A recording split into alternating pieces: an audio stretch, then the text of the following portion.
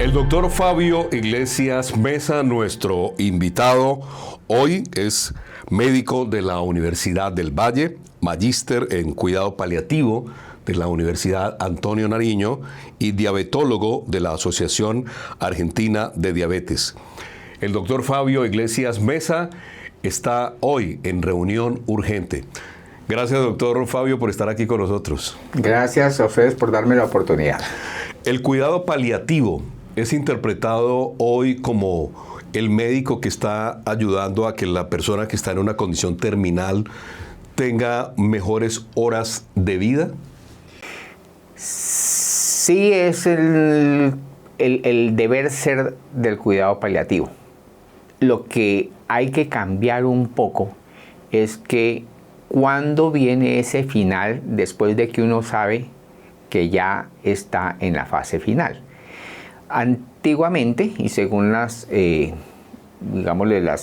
documentos, se habla que son los últimos 6 meses de vida, según las legislaciones. Pero hoy nosotros hablamos de que el cuidado paliativo parte del momento en que la persona y su familia se enteran que tienen un problema que ya no es posible resolver. Y es a partir de ahí cuando se empiezan a dar todas las estrategias para que esa persona viva los días que va a vivir con bienestar y con confort, libres del dolor, libres del sufrimiento. Pero el sistema de salud de Colombia, doctor Iglesias, ¿está realmente a tono con esa circunstancia? Porque generalmente puede ser que la persona lo tengan hospitalizado, haciéndole pues un tratamiento ya realmente de solo mantenerlo vivo hasta cuando Dios se acuerde de él, como decimos popularmente, pero en otros casos sencillamente no hay nada que hacer, lléveselo para la casa. Bueno, pero hay que considerar varias cosas. La primera, desde el punto de vista, digámosle, normativo, Colombia es una ciudad, es un país bien desarrollado, ¿sí? Hablemos de los primermundistas en el tema de garantizar que las personas tengan una buena muerte, ¿sí? Porque así como hay una calidad de vida, tiene que haber una buena muerte, ¿sí? Entonces sí hay esa legislación. Lo que pasa es que el cuidado paliativo, pues como disciplina es nuevo. Tenemos 30 años nomás en eso. Entonces, a diferencia de la medicina interna, que son 100 y pico de años de historia, o la pediatría, el cuidado paliativo es menos tiempo. Entonces, la cantidad de profesionales que se forman en esta disciplina es mucho menor. Segundo apunto. Hasta hace unos años, las causas de muertes eran la violencia, el accidente, ¿sí? Claro. Y solamente ahora hay una especie nueva en el universo, que son los viejos. ¿Sí? Cuando yo estudié medicina, imagínense, yo me gradué hace 40 años, ¿sí?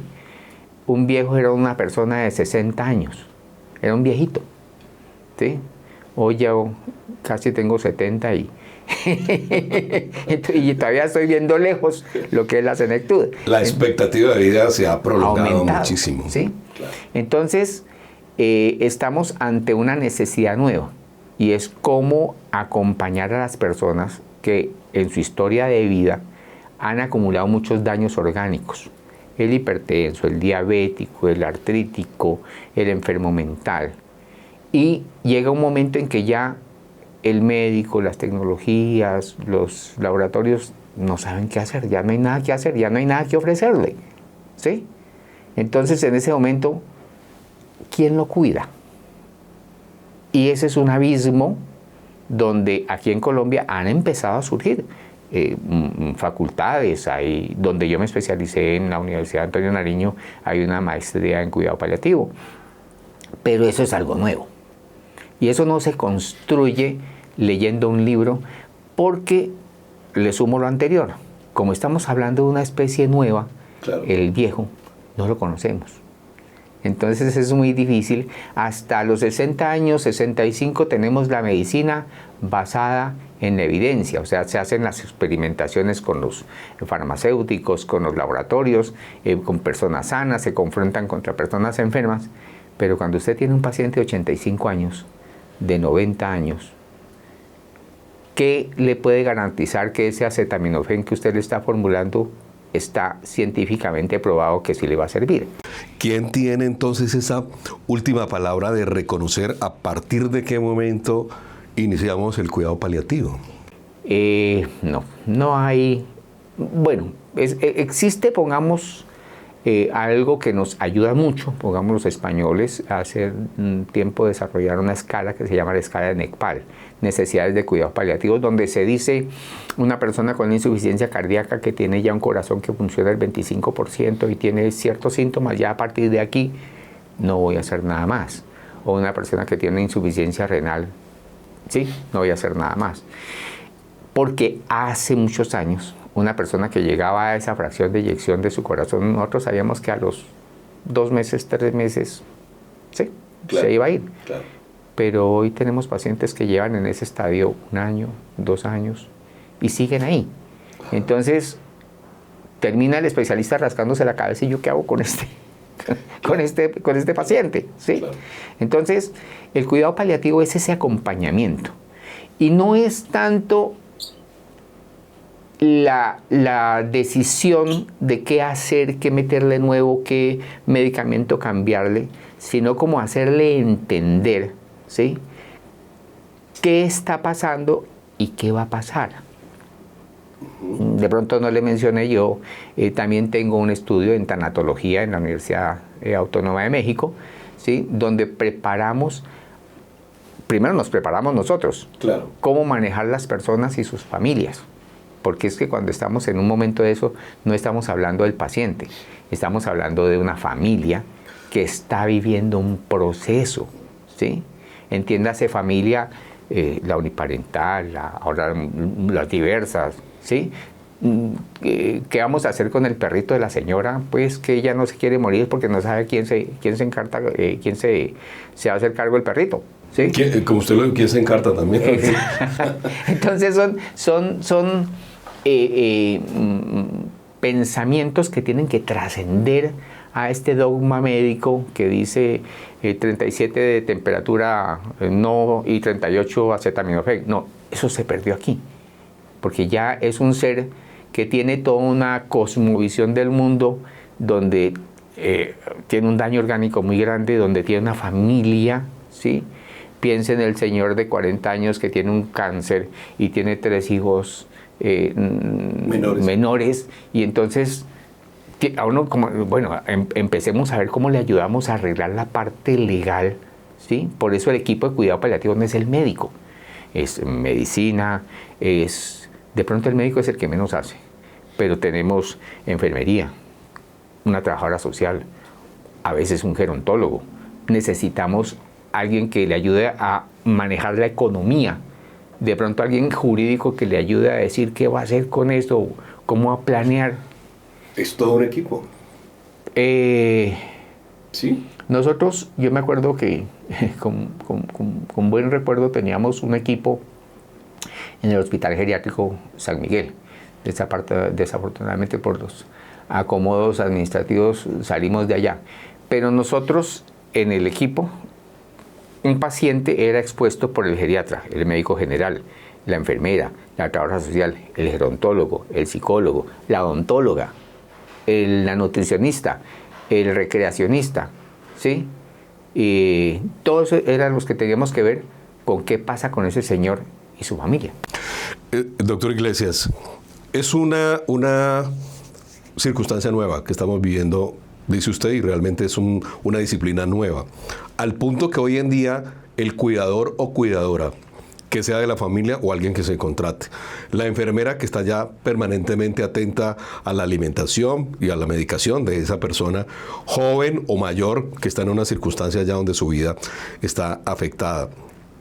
¿En qué momento usted como médico y como un experto en cuidado paliativo llega y tiene usted que intervenir y tiene que enfrentar las diversas posiciones y el dolor de las familias cuando efectivamente usted confirma esto no va a pasar de aquí y tenemos que acompañar a la persona ya al final de sus días? Creo que para mí, en los años que llevo en esto, ¿sí?, que son bastantes, una de las cosas fundamentales es ser, digámosle, certero, ¿sí? O sea, uno tiene que decir las cosas que son. No dar... Yo no le quito la esperanza a la gente, ¿sí? Pero yo tampoco le doy esperanzas inciertas o esperanzas imposibles, ¿sí? Entonces yo llego a una familia y la familia generalmente, ¿sí? Cuando dicen cuidado paliativo es porque yo ya voy a llegar a que se muera mañana, ¿sí? Y yo le puedo contar muchos de mis pacientes, ¿sí? He llegado allá y les he dicho, no, lo que pasa es que él está mal es porque está mal medicado, venga, cambiemos la medicación y lo tenemos otro año. Y tengo pacientes que han durado un año más simplemente acomodándole la medicación, acomodando las relaciones que tienen con sus hijos, porque ese es un tema muy importante. O sea, termina siendo usted al psicólogo, en últimas. No me atrevería yo a... O consejero. No. Es que la medicina no es formular. La medicina, el médico, más que un buen formulador, es un buen educador. Porque si usted sabe cómo funciona ese organismo, cómo se relaciona ese organismo con la familia, cómo se relaciona esa familia con el entorno, ¿sí? Usted puede hacer algoritmos de manejo. Y es una sucesión de ideas. O sea, si esta persona está enferma, pero aparte de eso, está angustiada porque no sabe de un hijo, ¿sí? O está en un problema porque se están peleando una casa, ¿sí? Yo no necesito ser psicólogo para decirle, vea, su fin no es mañana. Y si usted quiere estar bien, pues arregle sus cosas. Yo les digo una frase muy simpática. La vida es como un banco, cuadre caja. ¿Sí? Porque hay que perdonar, hay que tomar conciencia de las cosas que no se hicieron y siempre hay tiempo, así sea un solo día, pero siempre hay tiempo para esa reflexión final para poder ponerse en paz. De los innumerables pacientes que usted ha atendido con el cuidado paliativo, cada paciente es una historia, cada familia es distinta y siempre se encuentra con ese tipo de descuadre. Ninguna familia la he encontrado en un libro. Cada una es un libro diferente, ¿sí? Y las situaciones, llego a esa casa porque sé que me han llamado y lo primero que hago es como que quitarme todas las cosas que yo tengo, entrar a oír, a escuchar, a percibir, ¿sí? Antes que ponerme a pontificar sobre qué es lo que va a pasar, yo necesito conocer cada uno de los hijos, quién es el que manda, quién es el que pone la plata, quién es el que quiere al papá, quién es el que tiene los conflictos, ¿sí? Porque la salud más que física es la salud, llamémosla espiritual. Claro. ¿Sí? Claro. Entonces, cuando usted está en paz, ¿sí? Usted puede elaborar mejores procesos. Segundo, lo más importante, es que si usted sabe que se va a morir, ¿sí? Y sabe que se va a morir, pues elabora su propia muerte. Para eso no estamos preparados. No, pues es que partimos de una incongruencia. El médico es el enemigo de la muerte. Es una incoherencia de principio. Pero no puede ser visto tampoco como que usted como médico especialista en el cuidado paliativo está de acuerdo con la eutanasia y que llega justamente a decir, bueno, cuadre en caja y aquí vamos a ponerle esto y esto y despachamos a la persona. Yo pienso que la eutanasia es un procedimiento quirúrgico, ¿sí? Que lo practican algunas personas. Pero quienes tenemos la concepción del cuidado, no necesitamos eutanasia. Y le puedo hablar de un buen número de pacientes que me han llamado porque creen que cuidado paliativo es hacer eutanasia. Entonces yo les digo, no, no es eutanasia. Cuando los planteo de por qué quieren la eutanasia, ¿sí? Muchos de ellos se dan cuenta, lo que les digo, no han cuadrado caja. Y terminan diciendo, no, entonces esperemos, y terminan su ciclo de vida después de todo un proceso y se permiten elaborar toda una cantidad, digámosle, de hechos no realizados. Pero la persona no está consciente y la decisión la toma la familia en cuanto a ese acompañamiento final. Se ha encontrado con conflictos, indudablemente, muchas, con posiciones religiosas, con posiciones agresivas de uno y otro, donde la familia choca, o donde la familia no se pone de acuerdo, inclusive en lo que usted está planteándoles luego de hacer toda la consideración. Es lo más frecuente, ¿no? Es lo más frecuente. Permítame aquí irme al pasado, al terrible pasado. Cuando yo empecé a acompañar, o sea, yo como especialista me gradué hace poco, pero vengo haciendo esto hace muchos años. A mí me tocó la época del narcotráfico, ¿sí? Sí. Entonces nosotros tenemos pacientes ya bastante malitos, ¿sí? Ya, y aquí al cuidado de uno o dos hermanos, y de pronto llegaba ese hijo que nunca había aparecido por sus problemas jurídicos, ¿no? Ajá.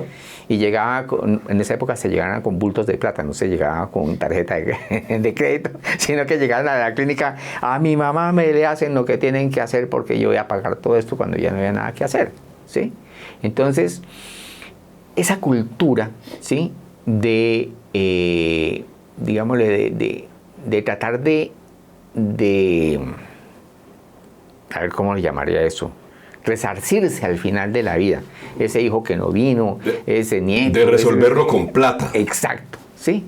Es muy frecuente, es muy frecuente. Entonces yo me encuentro con que una familia donde hay 4 o 5 hermanos, resulta que hay uno que dice no.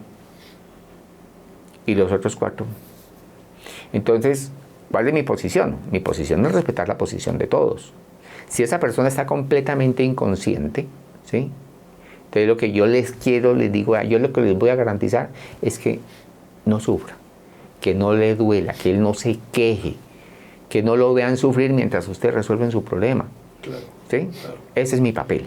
Pero no, a veces, bueno, yo creo que lo digo con gusto decir que 1 o 2 pacientes se han ido y no he podido reconciliar la familia, pero de todo el tiempo que yo llevo, a través de las conversaciones, pongamos, yo veo un paciente, ¿sí? Voy a su casa, hablo con la familia. Dentro de mi práctica es muy particular como yo veo el mundo. Entonces, a partir de ahí, con esa familia, yo los acompaño ahora con la fortuna del WhatsApp. Entonces ellos me escriben en horario hábil y que está tosiendo, y yo le digo, haga tal cosa, dígale a la enfermera que haga tal cosa, los acompaño todo el tiempo. Entonces, poco a poco, esos que están renuentes se van dando cuenta que ya no hay nada que hacer, que se está haciendo todo lo posible y que hay que evitar el sufrimiento, y la mayoría de ellos terminan en lo que yo llamo, yo le puedo decir que he tenido pacientes que terminan haciendo su fiesta, ¿no?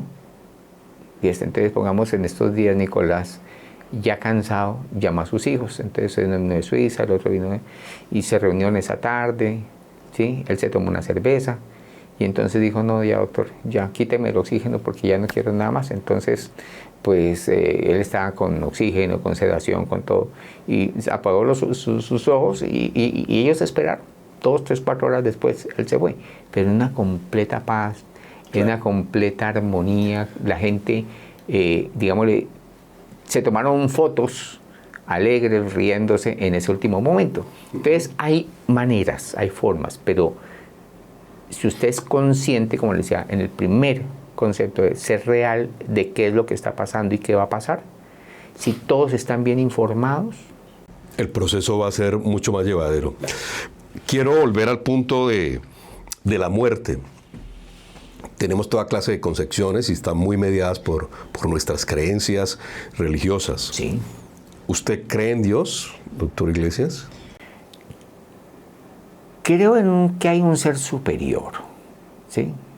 Creo en un ser superior.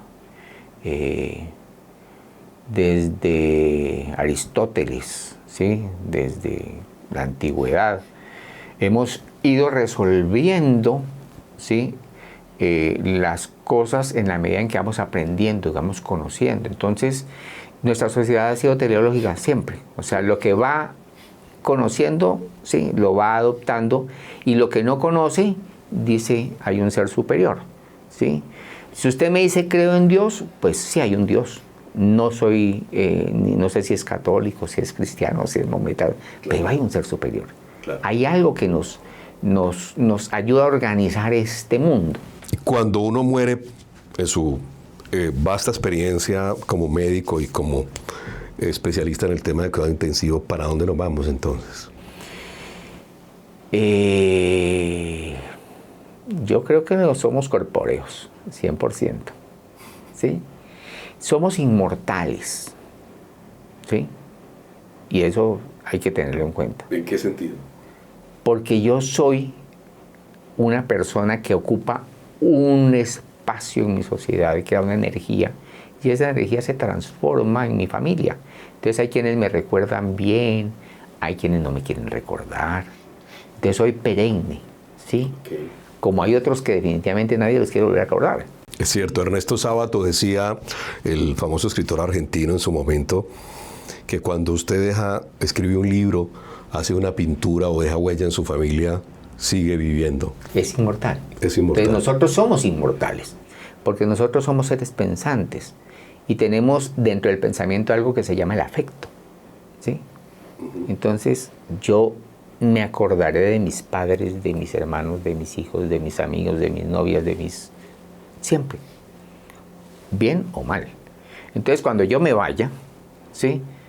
Ay, tan bueno que era ese doctor, vea, pero si viera lo que me hizo. Entonces yo no creo, sí, o sea, yo respeto mucho las posiciones de las personas, y pues aquí en Cali ya hay múltiples familias de múltiples religiones, hay cristianos, maometanos, claro, de todo. Claro. Entonces, mi concepción es muy presente. Muy ¿sí? presente. Hoy, quiénes somos y cómo terminamos, pero sí es necesario cuadrar la caja para que cuando nos vamos no dejemos deudas. Exacto. Pero en ese sentido, para cerrar el tema de la muerte es muchos, como usted, que nos va a contar rápidamente la experiencia, han estado en coma. Y muchos han contado, como las historias del doctor Brian Weiss, por ejemplo, que han vivido experiencias con seres superiores, que se han visto con los ángeles y han regresado. ¿Usted piensa que eso es verdad? No, me atrevería, sería absurdo bajo mi pensamiento pensar que eso es mentiras, ¿sí? Yo le cuento lo que yo pienso estructuralmente, ¿no? O sea, tuve hace muchos años la fortuna de pasar por un trauma mayor. ¿Usted tuvo un accidente de tránsito? Sí, muy severo, era en el año 99, y llegué a la Fundación Valle Lilí, fueron 17 cirugías, varios meses allá metido, ¿sí? Estuve en la unidad. Pero yo no me acuerdo de haber ido y vuelto a ningún lado, ¿sí? Desconectado totalmente. Sí, pero yo me acuerdo que cuando me desperté, estaba al frente de mí un médico internista y me dijo, Fabio, ¿cómo estás? Le dije yo, bien. ¿Sabes que tuviste un accidente? Le dije yo, no acuerdo. ¿Cómo estoy? Me dijo, pues... Ellos me cuentan eso porque... claro. ¿sí? Entonces dijo, ¿qué piensas? Dije, ¿será que yo puedo volver a bailar? Esa fue mi expresión. ¿Sí? Entonces ellos se burlan mucho de que lo primero que yo había pensado era... ¿sí? Pero eso que decía, que mi cerebro estaba elaborando el hecho que ya me podía mover, que podía conscientemente hacer. O sea, para poder bailar se necesita tener muchas cosas, ¿cierto? O sea, Sí. se necesita tener la vida entera. Claro. ¿Sí? Entonces, para mí esa fue la llegada nuevamente al mundo, y obviamente porque me gusta muchísimo bailar. Que quede claro. Que quede claro. Pero cerebralmente, dice usted, nosotros tenemos aquí en esta cajita mucho imaginario, Exacto. mucha visión de lo que queremos antes, durante y después. Y que en esos estados el cerebro sigue muy activo. Claro, de hecho hay evidencias, ¿sí? De personas que relatan, hay autores, incluso tenemos aquí un ejemplo de un médico, donde él en coma sale del coma y escribe todo lo que vivió en la unidad, describe uno por uno lo que hacían los médicos, lo que decían, ¿sí? Y la gente pensaba que él estaba en un coma. ¿Ya? Entonces el cerebro, yo creo que apenas estamos empezando a conocerlo, ¿sí? Y hemos hecho dogmas, ¿sí? A raíz de la inconsciencia, del coma, no, nos falta conocer mucho, apenas estamos empezando a conocer. Pero Sí. perdón, pero si hay algo claro que debemos tener presente todos.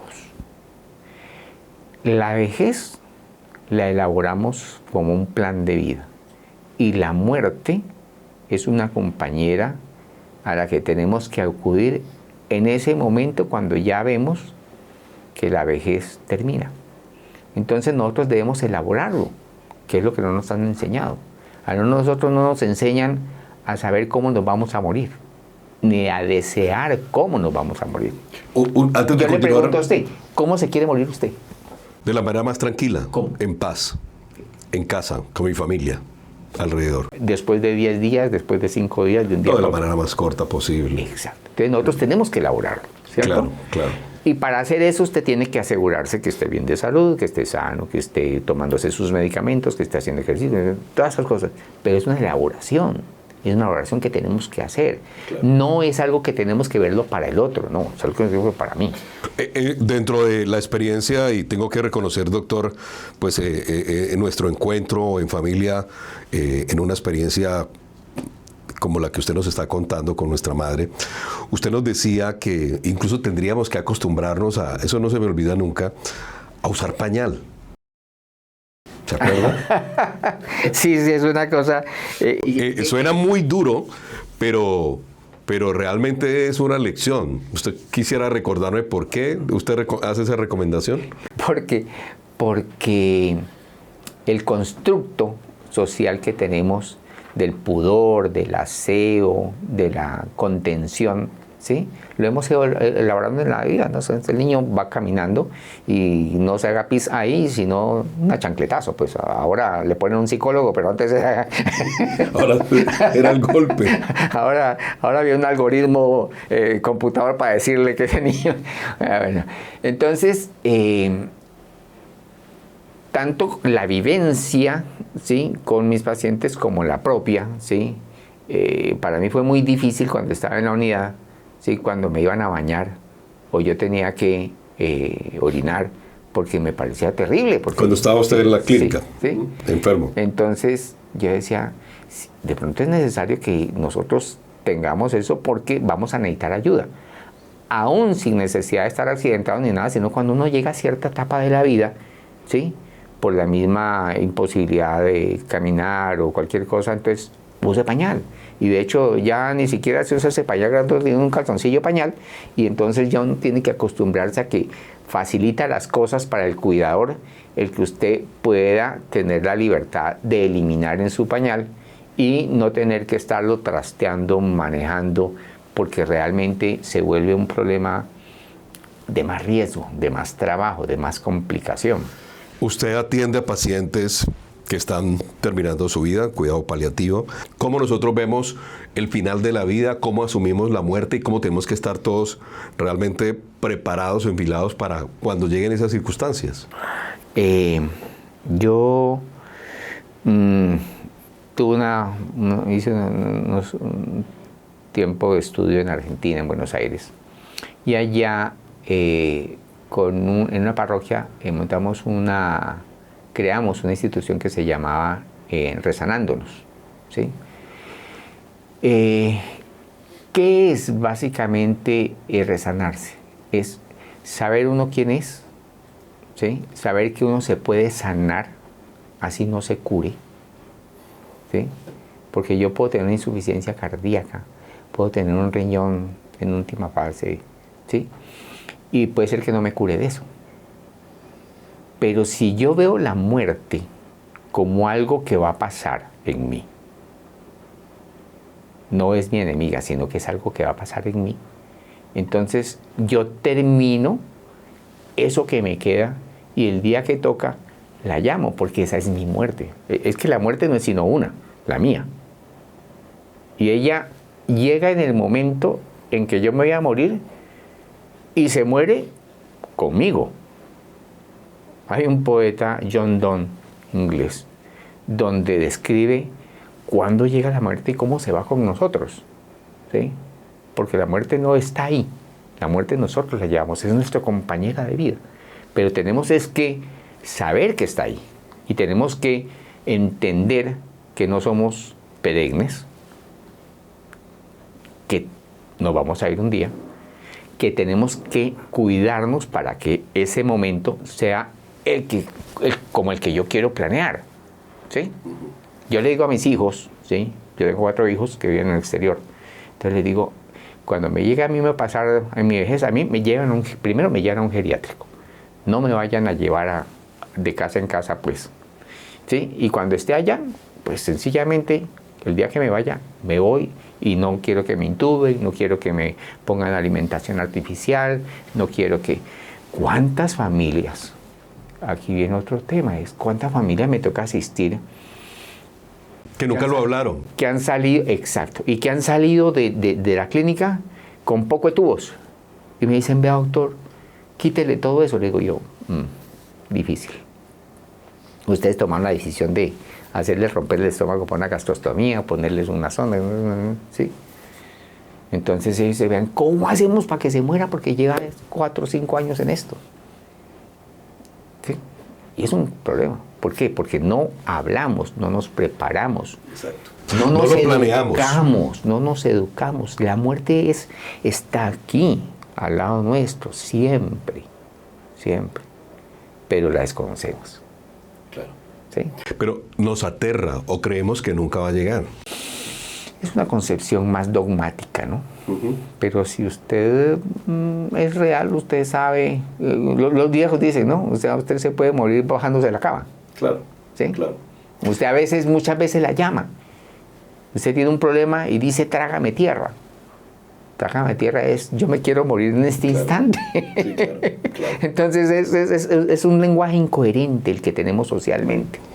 Por razones mismas de la vida, y usted lo vive permanentemente con estos pacientes, ¿puede mantenerse una persona viva con solo agua y cualquier tipo de alimento, por pequeño que sea? Pues he visto personas, ¿sí?, que resisten muchísimo. Y es algo que está fisiológicamente descrito. O sea, una vez que no hay un solo recurso calórico, ¿sí?, o sea, no hay nada de alimento, máximo el organismo se consume en unos 14 días. ¿Sí? Por más que se resista, ¿sí? Pero si usted le está dando 2 goticas de agua con azúcar, ¿sí?, es posible que eso le prolongue. Sí. Entonces, pongamos las personas que ya están en esa fase de final de vida, pero le siguen dando alimentación por nasogástrica. He tenido pacientes de 6, 7 años ahí, completamente en coma, escaradas, con úlceras y todo eso, y la gente le sigue dando el alimento, y le sigue dando el alimento. ¿Sí? Hasta que un día ya, pues... Pero en unas condiciones de paciente terminal aterradoras. ¿Sí? Entonces, si no hablamos de la muerte, ¿sí? Si no hablamos de cómo queremos que eso se gestione, ¿sí? Porque eso es un proceso, pues termina usted con que lo están llevando 10 veces a urgencias, le están haciendo ecocardiogramas cuando ya no necesita, le están pidiendo que lo opere de cosas que ya no hay nada que hacer, porque no se ha hablado de eso. El ejercicio debe ser en familia o hacerlo por escrito, de cualquier manera, pero entonces mi voluntad de cómo quiero que sean mis últimos días, debo expresarla. Claro. La vida, en un taller que yo hacía, bueno, hago, ya hace días no lo hago, son 4 sesiones, ¿no? En la primera hablamos de qué es sanar y qué es curar. En la segunda hablamos de lo que es llegar a la cronicidad, por qué se daña el organismo. En el tercero les digo al grupo, imagínese usted en una cama con un pañal, ¿sí? Como quisiera vivir. Y en la última sesión vienen y me cuentan. Entonces yo me acuerdo que una esposa de un médico decía que había hecho el ejercicio con su familia, ¿sí? Y entonces que ella había salido corriendo a uno de estos cosas de estética. Y digo, ¿por qué? Dice, porque es que yo toda la vida he odiado estos bigotes. ¿Y qué tal que me dé a mí una CB y yo no pueda hablar y me pongan y me pongan bien bonita y yo viéndome estos porquerías de bigotes y que no me los corten? Yo me los vine y me hice hacer láser para no tener esa complicación. Los significados de cada quien son muy grandes. Claro. Entonces por eso hay que planearlos, por eso hay que conversarlos. La vida es una fiesta. Y uno no puede ser ese borracho que termina tirado ahí que nadie sabe qué hacer con uno. Claro, claro. Hasta el final poder uno tener de verdad, como usted lo ha dicho, y creo que esa frase es muy contundente, doctor Iglesias, hay que cuadrar caja antes de irse. Sí.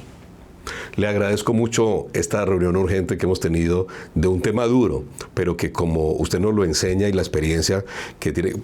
¿Cuántos pacientes puede tener usted a la semana con cuidado paliativo? Pues más o menos un par de pacientes diarios, 1 o 2 diarios, ¿sí? Entonces, ¿qué son? Y son de cuidado paliativo. De cuidado paliativo.